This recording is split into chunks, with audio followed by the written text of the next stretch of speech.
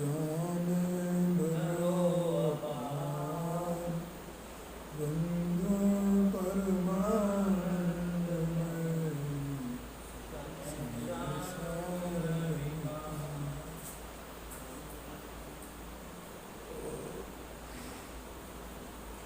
नाटक समस्या ग्रंथ है और इसमें उत्थान का चल रही है। इसमें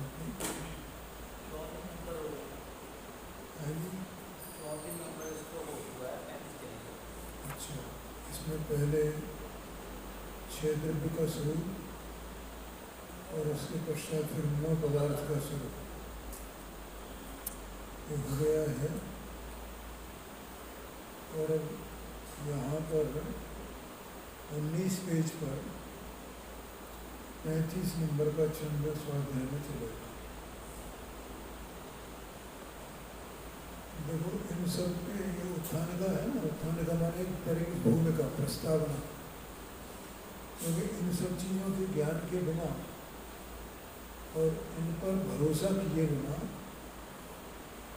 अपने को सम्यक दर्शन की, सम्यक ज्ञान की प्राप्ति नहीं हो सकती। सबसे पहले ये कहा जाता है देखो कि भैया देवगुरु धर्म की श्रद्धा करो, ठीक है। तो ये कई लोगों को ऐसा लगता है कि ये इनके देव हैं, ये इनके गुरु हैं, इनके शास्त्र हैं, तो ये पक्षपात से ऐसा कहते हैं। पहले अपने देव को मनाना चाहते हैं, अपने शास्त्रों को मनाना चाहते हैं, गुरुओं को मनाना चाहते हैं।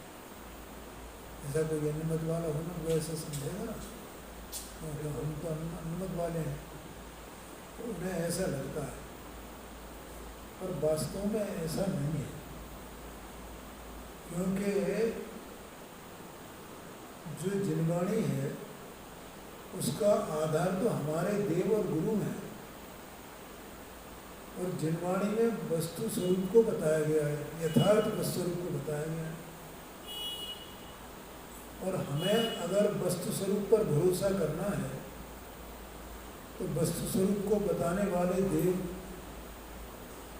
और उसी परंपरा को आगे बढ़ाने वाले गुरु, उनका हमें भरोसा करना होगा ना। और भरोसा ऐसे ही नहीं करना है, बल्कि उनके स्वरूप को समझ करके करना है। और हम देव का स्वरूप क्या है वो भी हमारे इस जिनवाणी माता नहीं बताया है। और जब देव का स्वरूप बताया है तो अन्य देव भी देव अपने आप को कहते हैं कि हम भी देव हैं। तो उनका देवत्व क्या है और हमारे देव का देवत्व कैसा है, उन दोनों में अंतर करके देखो, उनकी परीक्षा करो और तब उनका भरोसा करो।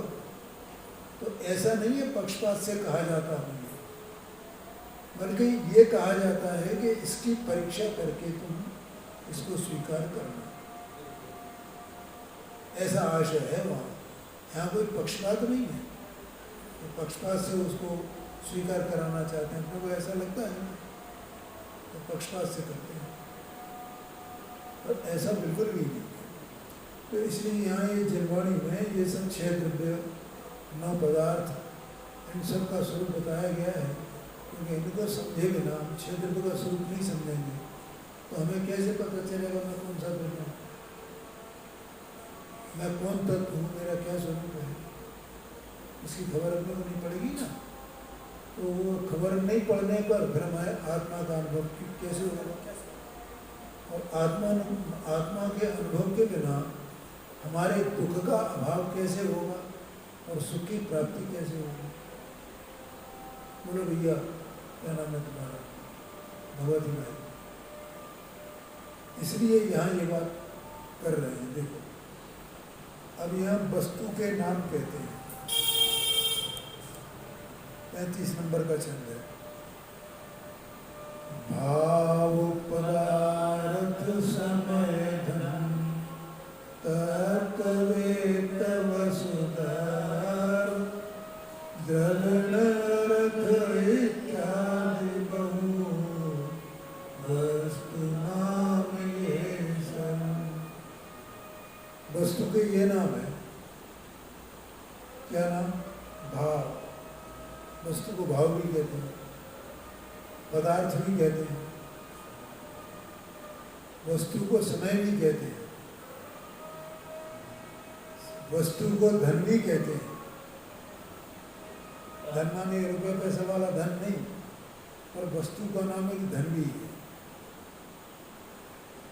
तत्व, वस्तु को तत्व भी कहते हैं, वित्त भी कहते हैं, वसु भी कहते हैं, उसको द्रव्य कहते हैं, द्रवण कहते हैं, अर्थ कहते हैं, इत्यादि नाम सब किसके नाम है? वस्तु के नाम है। अब शुद्ध जीव द्रव्य के नाम बताते हैं।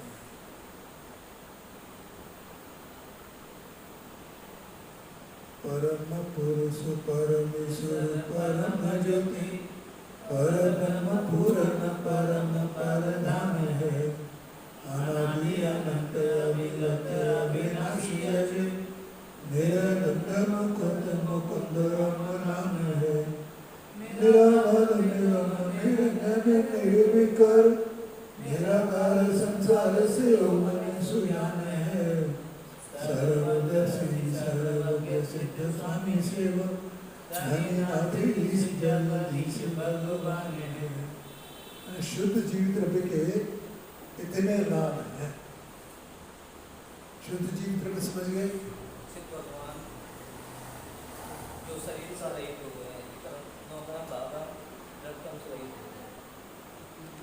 नहीं,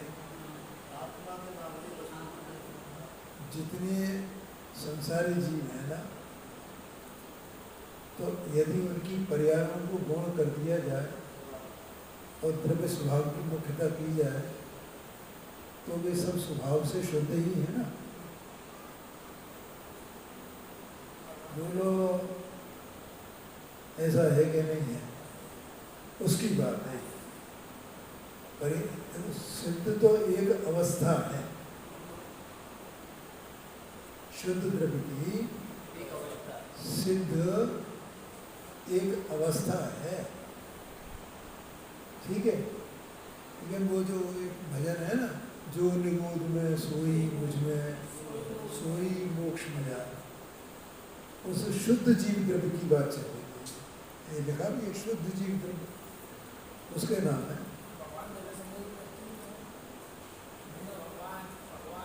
हाँ ठीक है, ये थोड़ा ख्याल रखना भैया है। हाँ, तो उस शुद्ध जीव द्रव्य के इतने नाम हैं। ये मैं कई बार बताता भी रहता हूँ, दृष्टांत भी देता हूँ उस पर। जैसे सोने का दृष्टांत तो प्राय आता है, नमक का दृष्टांत आता है। तो वो लोग खान में पड़ा हुआ सोना शुद्ध है,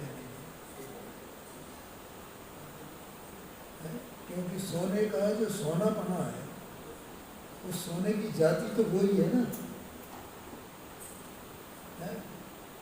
अब वो सोना खान में पड़ा हुआ है तो वही जाती है उसकी, और उसका आभूषण बना दिया और कई वर्ष पुराना वो है, ठीक है।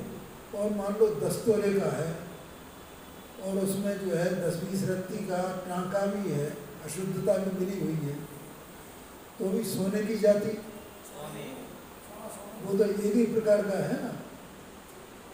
ऐसे यहाँ समझना, पर्याय अपेक्षा से अशुद्धता हो या शुद्धता हो उसकी बात नहीं, यहाँ शुद्ध जीव द्रव्य की बात है। उस जीव द्रव्य के यहाँ ये नाम है।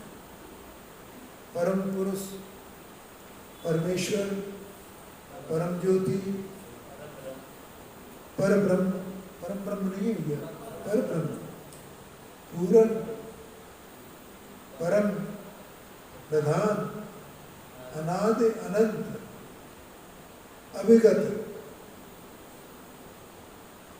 ठीक है। हाँ, अविगत माने अव्यक्त, अविनाशी,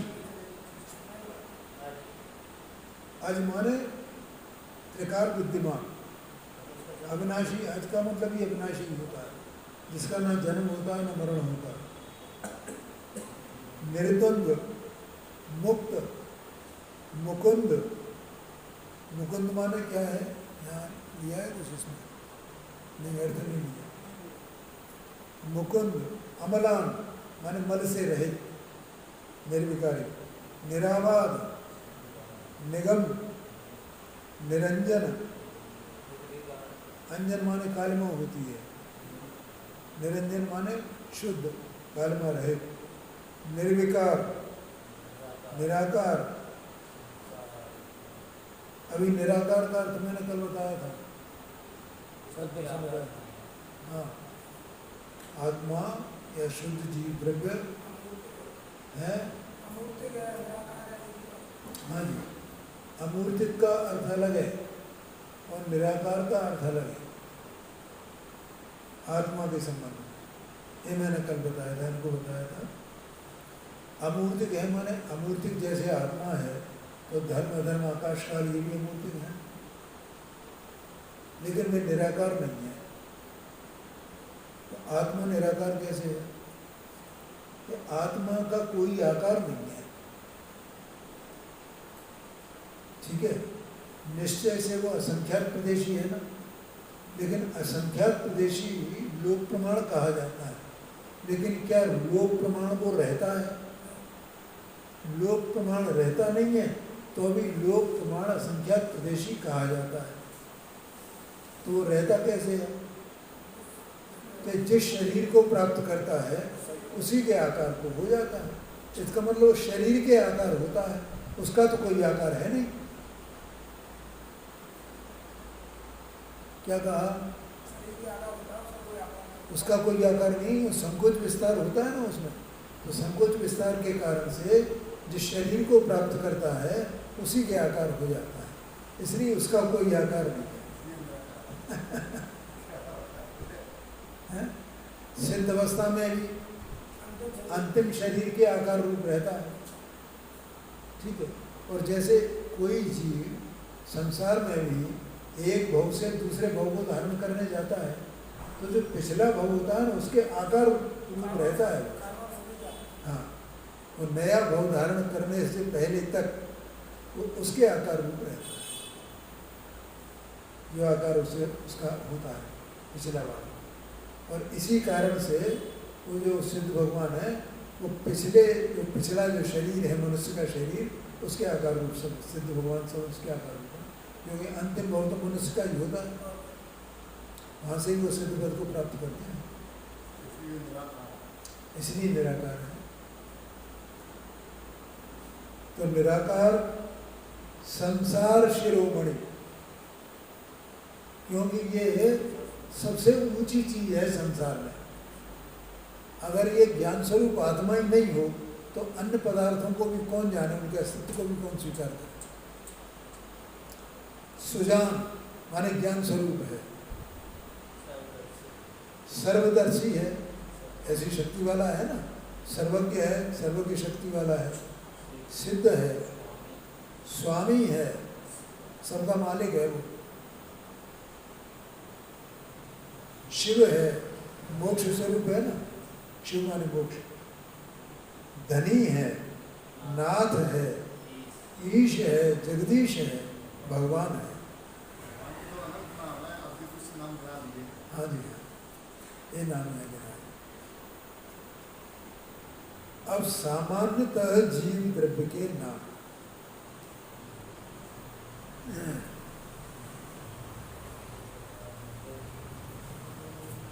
चिदानंद चैतन्य अलख जीव समय सारक, बुद्ध रूप अबुद्ध शुद्ध उपयोगी है, चेद रूप स्वयं भूषण मूर्ति नरमवन, प्राणवंत प्राणी जंत भूत भव भोगी है, गुणधारी कलाधारी वेशधारी विद्याधारी, अंगधारी संगधारी जोगधारी जोगी है, चिन्मय अखंड हंस अक्षर अब्रह्म राम, कर्म को कर तार परम वियोगी है। ये भी अब इसका कोई विशेष तो है नहीं, ये अपन पढ़ ही लिया अपन ने। अगला है, इसी तरह यहाँ नाम दिए हैं सबके आकाश के नाम। खम बेहायंबर गगन अंतरिक्ष जगधाम व्योम वियत नभ मेघ पथ ये आकाश के नाम। आकाश को खम कहते हैं, खम, ख माने आकाश, इसलिए खग होते हैं ना, खग, हाँ पक्षी माने आकाशगामी, ग से गमन और ख से आकाश, इसलिए वो खग कहलाते हैं। ऐसे ही जो विद्याधर होते हैं ना, विद्याधर पुरुष, तो उनको भी खगधर कहते हैं। विद्याधर कहो या खगधर, क्योंकि वे आकाश में उड़ते हैं, इसलिए विद्याधर कहलाते हैं, वो खगधर भी कहते हैं उनको। विहाय, अंबर, अंबर आकाश को अंबर कहते हैं। गगन, अंतरिक्ष, जगधाम, क्योंकि सभी द्रव्य आकाश में रहते हैं, भगवान पाते हैं। व्योम, वियत,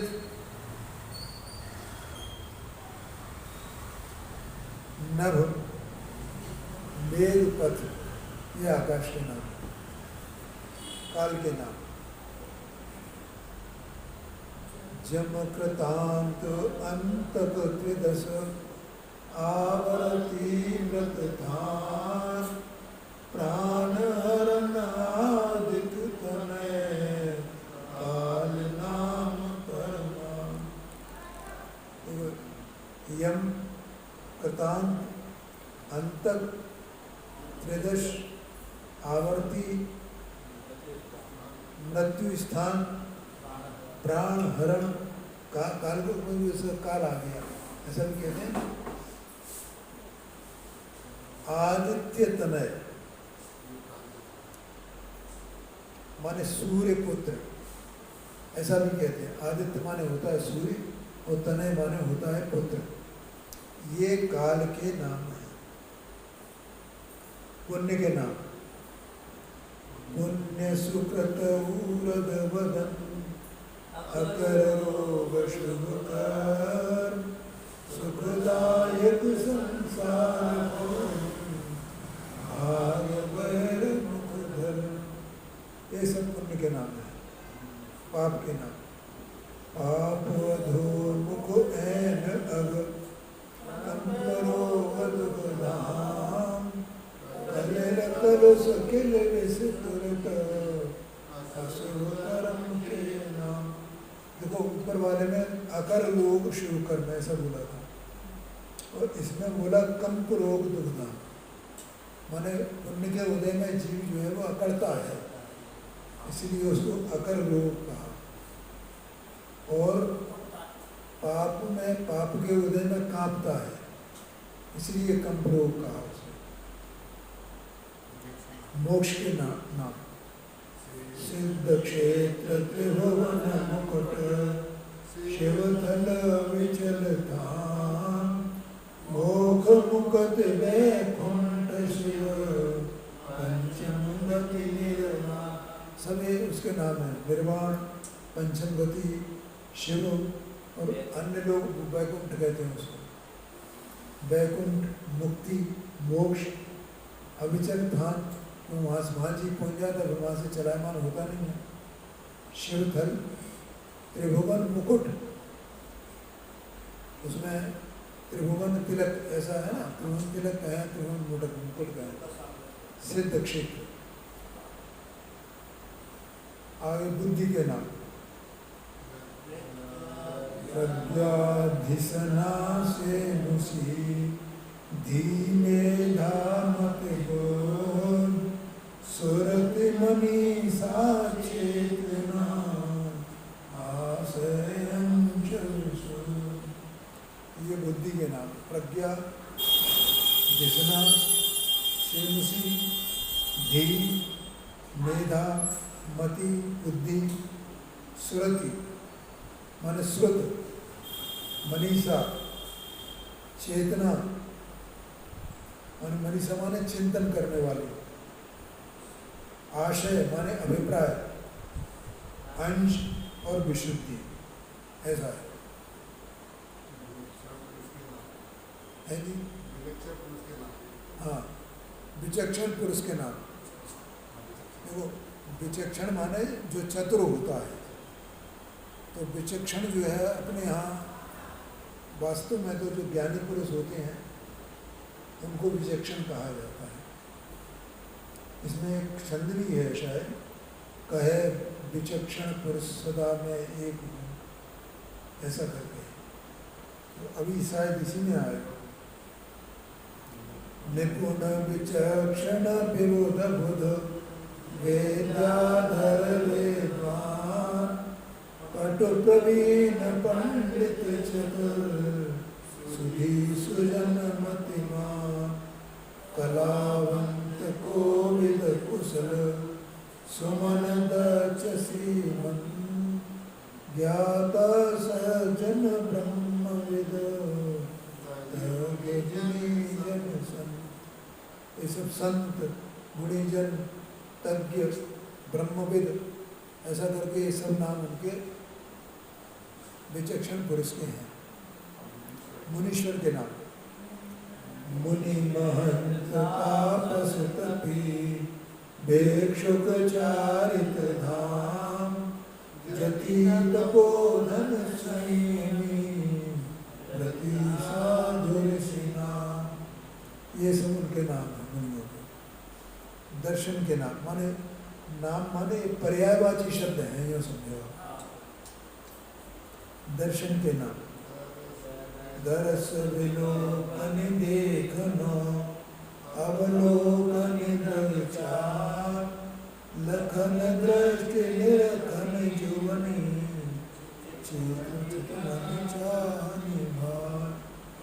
जुवन, जुवन माने जोगना, जोगना माने देखना, जोइए देखिए, ऐसा गुजराती शब्द होता है ये, जोइए, जोइए है ना। हाँ, ये एक गुजरात में बोला जाता है जोइए, तो जोइए माने देखिए। अब ज्ञान और चारित्र के नाम ज्ञान बोध अवगम मनन जगत भान जग ज्ञान संयम चारित आचरण चरण प्रति धीरज। इसमें ज्ञान के भी नाम आ गए हैं और चारित्र के भी आगे सत्य के नाम सम्यक सत्य अमोघ सत निस्संदेह निर्धार ठीक यथार्थ उचित तथ मिथ्या आदि अकार। इस तरह से यहाँ सम्यक सत्य अमोघ, अमोघ माने भी सच्चा होगा, सत निसंदेह मन संदेह रहे, निर्धार मन निर्णीत, ठीक यथार्थ उचित तथ्य, तथ्य लिखा ना, तथ्य माने तथ्य, तथ्य माने फैक्ट, मिथ्या आदि अकार, इसका मतलब अमिथ्या, आ लगा दो मिथ्या, अमिथ्या। हाँ, अब झूठ के नाम अयथार्थ मिथ्या प्रसाद व्रता असत अली मुधा मोहने फल वितथ अनुचित असत अठीक। देखो पंडित साहब ने कैसे दोहे बना दिए उनके पर्यायवाची नामों के। अब नाटक समय सार के जो 12 अधिकार हैं, उन 12 अधिकारों का नाम इसमें दिया है और बस ये अंतिम छंद है इसका। जीव निर्जीव, जीव निर्जीव करता कर्म पुण्य पाप आश्रव संवर निर्जरा बंध लोक है सर्व विशुद्ध साधवाद साध्य साधक दुबाद शुद्धवार धर समय सार चार कोस है।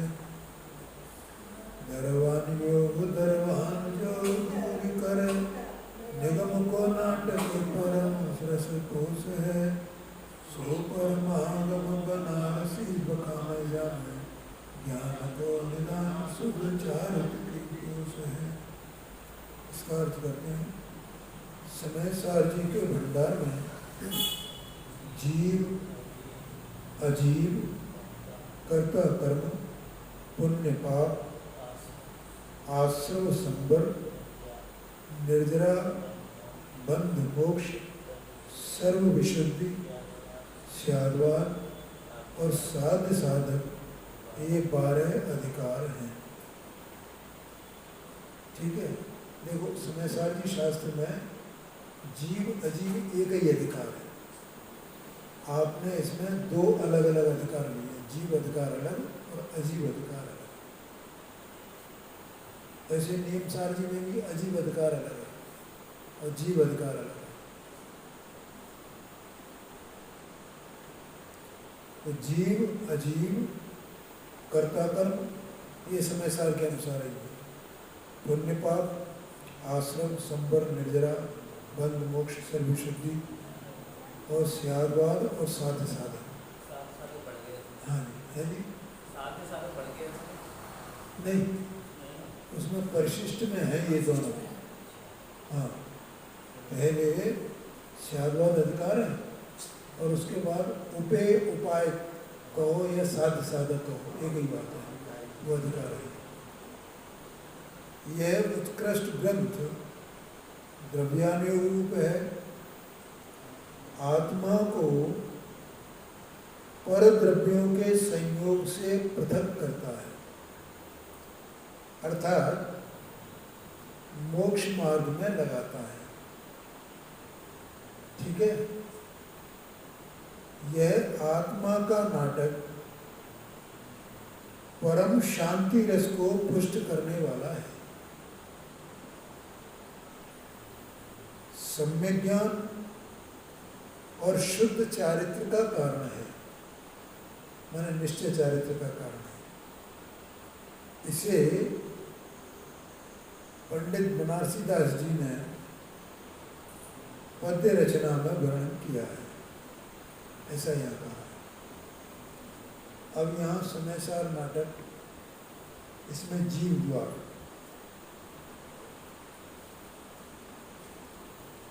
पहले चिदानंद भगवान की स्तुति। चिदानंद भगवान समझ गए भैया? कौन सा? जो निगोद में सोई मुझ में सोई वो है चिदानंद भगवान, उसकी स्तुति की है। कैसे? जैसे अमृत चंद्राचार्य स्वामी ने पहला नंबर का कलश लिखा है, नमा समय सारा, तो उसमें भी उन्होंने चिदानंद भगवान की स्तुति की है, नमा समय सारा। ठीक है, तो यहाँ कहते हैं देखो इसमें नीचे दिया भी है टिप्पणी में, यहाँ नीचे फुटनोट में, पहले ऊपर पढ़ते हैं फिर नीचे पढ़ेंगे। शोभित निज अनुभूति जुत चिदानंद भगवान, सार पदार्थ आत्मा सकल पदार्थ जान। सारे पदार्थों में, सकल पदार्थों में आत्मा सार पदार्थ है, इसलिए उसका नाम समय सार है। ठीक है, और शोभित निज अनुभूति से, वहां उसमें क्या आया है? स्वानुभूत्या चकास्ते, वो इसका यही अर्थ है, शोभित निज अनुभूति से। क्या है वो चंद्रपन ने पढ़ा था? आप ही में आपनो स्वभाव ले धरत हुआ है।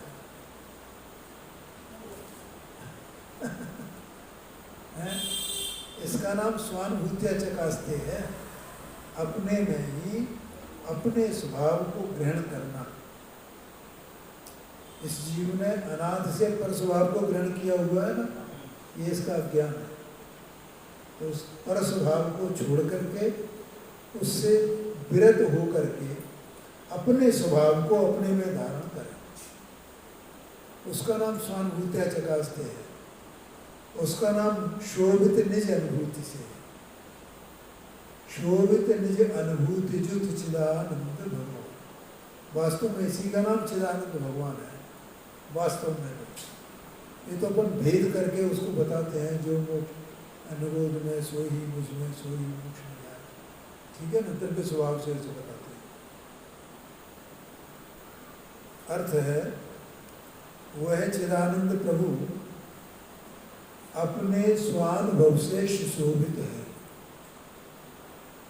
सब पदार्थों में सारभूत आत्म पदार्थ है और संपूर्ण पदार्थों का ज्ञाता है। ऐसा उसका स्वभाव है ना, संपूर्ण पदार्थों को जानने का उसका स्वभाव है। माने इन 6 द्रव्यों में जाति अपेक्षा से अपन देखें तो एक आत्मा ही तो सर्व पदार्थों को जानने वाला है। हर एक आत्मा में ऐसी शक्ति है ना कि सर्व पदार्थों को जानने वाला है। अब सिद्ध भगवान की स्तुति करते हैं। यहाँ टिप्पणी पढ़ लेते हैं अपन पहले। नीचे टिप्पणी में जो श्लोक दिए गए हैं वे श्रीमद् अमृतचंद्र सूर्य विरचित नाटक समयसार कलश के श्लोक हैं। जिन श्लोकों का पंडित बनारसीदास जी ने पद्यानुवाद किया है, ये नीचे दिए गए हैं। सब में हर एक में मिलेंगे अपने को, जहाँ जहाँ है। ये पहले नंबर का है, इसलिए पहला नंबर यहाँ दिया हुआ है। अब सिद्ध भगवान की स्तुति है। जो अपनी दुते आप विराजत है, पर धन पदार्थ नामी, चेतन अंक सदा निकलंक मां सुख सागर।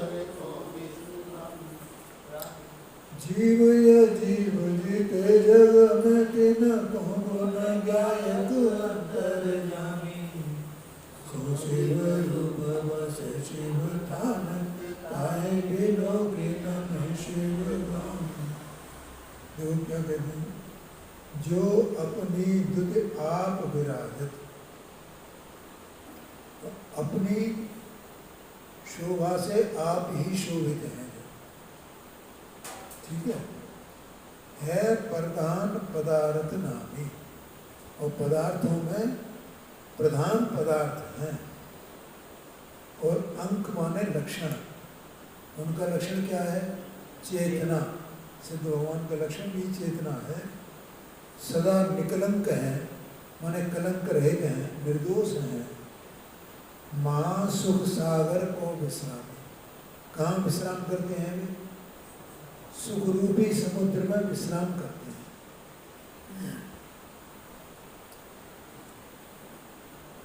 जीव अजीब जिते जग में, जितने अजीब हैं और जितनी जीव राशि है, तिनको गुण ज्ञायक अंतर जाने, उनके सब गुण पर्यायों को जानने वाले हैं। सो शिव रूप बसे शिव थानक, वे सिद्धालय में विराजमान होते हैं। ताय विलोक नमः शिव गामी, वे मोक्ष में जाने वाले हैं, अभी पहुंचे नहीं हैं, वे उनको नमस्कार करते हैं। अर्थ दिया है, जो अपने आत्मज्ञान की ज्योति से प्रकाशित है। आप ही अपने ज्ञान में प्रकाशित है, ठीक है। सब पदार्थों में मुख्य है, चैतन्य जिनका चिन्ह है, जो निर्विकार हैं, निकलंक हैं, निर्दोष हैं, बड़े भारी सुख समुद्र में डूबे हुए हैं, आनंद करते हैं, आनंद रूप परिणमन करते हैं, आनंद रूप, महाआनंद रूप, महाआनंद रूप। अव्यवाद आनंद है ना, माने अव्यवाद का मतलब उनके आनंद में कोई बाधा नहीं है, परिपूर्णपने स्वतंत्रपने,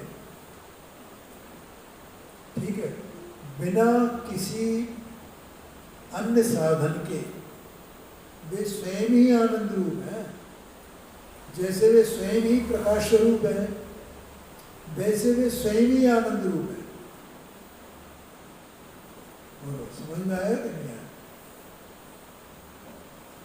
संसार में जितने चेतन अचेतन पदार्थ हैं, उनके गुणों के ज्ञाता घट-घट की जानने वाले हैं। देखो, अपने को ऐसा लगे कोई भगवान है, वो सबकी घट-घट की जानता है, ऐसा अपन कहते हैं। सिद्धों को कहा, अरहंत और सिद्ध दो ही मतलब विभूतियाँ ऐसी हैं जो घट-घट की जानने वाले हैं। क्योंकि लोक का लोक पूरा, लोक और अलोक भी पूरा, उनके ज्ञान में प्रति समय एक साथ प्रकाशित है। इसलिए उनको कहा जाता है वे घट-घट की जानते हैं।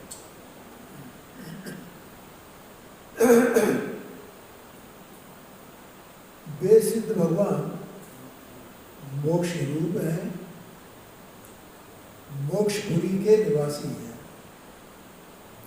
उन्हें मोक्षगामी जीव जो भव्य जीव हैं, वे ज्ञान दृष्टि से देखकर नमस्कार करते हैं। कैसे देखते हैं उनको?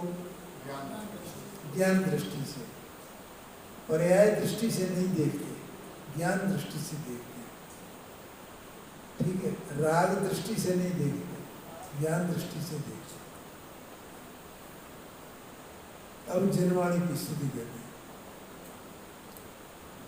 जोगधर रह जोग सुमिरनय अनंत गुणात्म केवल ज्ञानी, तासुर ग्रह सोनिक सरिता समभय श्रुत सिंधु समानी, याते अनंत नयातम लक्षण सत्य स्वरूप सिद्धांत बखानी, बुद्ध लखे न लखे दुर्बुद्ध सदा जग माही जगत में मानी।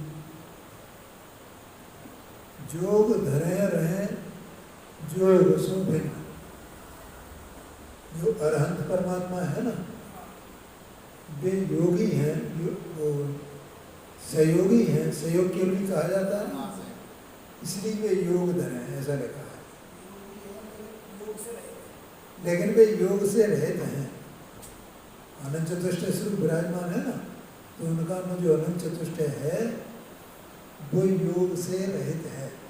क्योंकि उस अनंत चतुष्टय में मन वचन काय योग का अभाव है।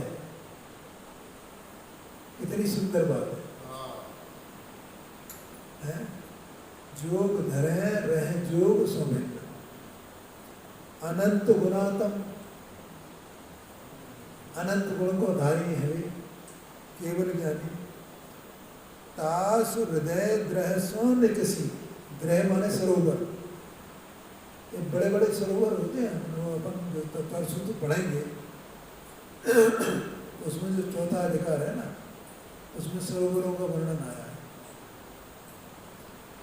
जितनी नदियाँ निकली हैं, कितनी नदियाँ उसमें बताई, सीता, सीतोदा, नल, नाम है ना, 11 नदियों के नाम है, क्या ऐसा इस बड़े क्षेत्र में, तो उनके नाम दिए गए हैं। तो उनके जो वहाँ जो सरोवर हैं, तो बहुत बड़े बड़े भारी भारी सरोवर हैं। उनका योजनों की, उनकी सैकड़ों योजनों की लंबाई चौड़ाई है, ऐसा उसमें वर्णन आता है। तो ऐसा जो सरोवर है उनको द्रह कहा जाता है। तो ऐसे उनके हृदय रूप सरोवर से ये जिनवाणी निकली है, ठीक है, निकसी निकली है। सरिता सम है, और नदी की तरह हो गई है, और नदी के होकर के वो काय में समा गई है, श्रुत रूपी सिंधु में समा गई है, श्रुत रूपी समुद्र में समा गई। श्रुत माने द्वादशांग, 12, उसमें समा गई है। याते हैं अनंत नयातम लक्षण। ये जो है अनंत नए स्वरूप है वो जो जिनवाणी है, ठीक है, क्योंकि वस्तु अनेकांतात्मक है और वस्तु अनेकांतात्मक है और श्रुत जो है द्रव्य श्रुत उसको बताने वाला है, ठीक है। तो श्रुत में नए है और वस्तु में अनेक धर्म है। तो एक एक धर्म एक एक नए के द्वारा कहा जाता है और श्रुत जो है अनंत नयात्मक है और वस्तु अनंत धर्मात्मक है। ख्याल में आ गया ना? इसलिए यहाँ ये कहा यात अनंत नयातम लक्षण, ठीक है। सत्य स्वरूप सिद्धांत बखानी, सिद्धांत का जो सिद्धांत के द्वारा वस्तु के सत्य स्वरूप को कहा गया है। बुद्ध लखे माने ज्ञानी उसको स्वीकार करते हैं, न लखे दुर्बुद्ध, और जो अज्ञानी है वो उसको स्वीकार नहीं करते हैं। बुद्ध लखे न लखे दुर्बुद्ध, सदा जगमाहे जगह जिनवाणी, और ऐसी जिनवाणी वो इस जगत में सदा जयवंत रहे, ऐसा आशय है।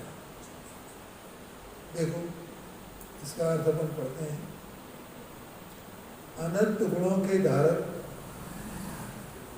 केवल ज्ञानी भगवान यद्यपि सहयोगी हैं तथापि योगों से पृथक है, ठीक है।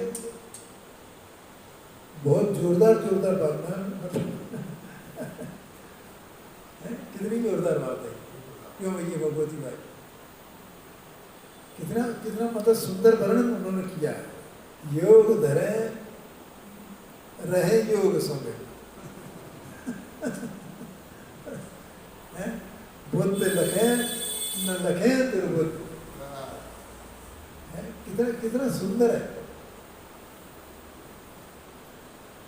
उनके हृदय रूप ग्रह से नदी रूप जिनवाणी निकलकर शास्त्र रूप समुद्र में प्रवेश कर गई है, ठीक है। देखो उसमें है जैसे अंतिम तीर्थंकर भगवान महावीर स्वामी हुए ना, तो एक स्तुति अपन बोलते हैं, वीर हिमाचल तय निकसी, गुरु गौतम के मुख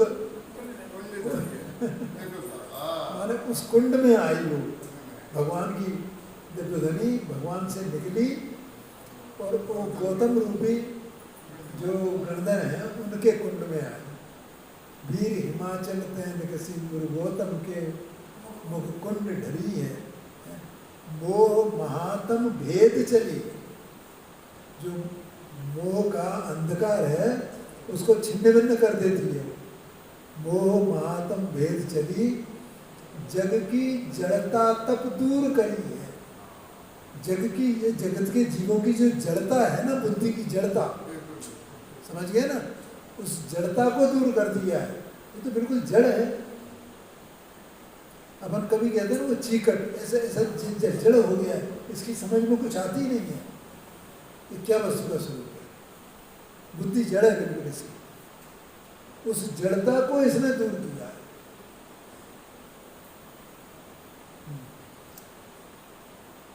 इससे सिद्धांत में इसे सत्य स्वरूप और अनंत नयात्मक कहा गया है, ठीक है भैया। ये अनंत नयात्मक कहा गया है क्योंकि वस्तु अनेकांतात्मक है, अनंत धर्मात्मक है और एक एक नए एक एक धर्म को कहता है।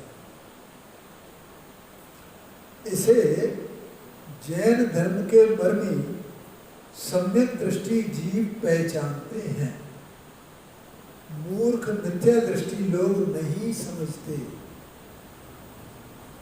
वे तो विरोध करने वाले हैं,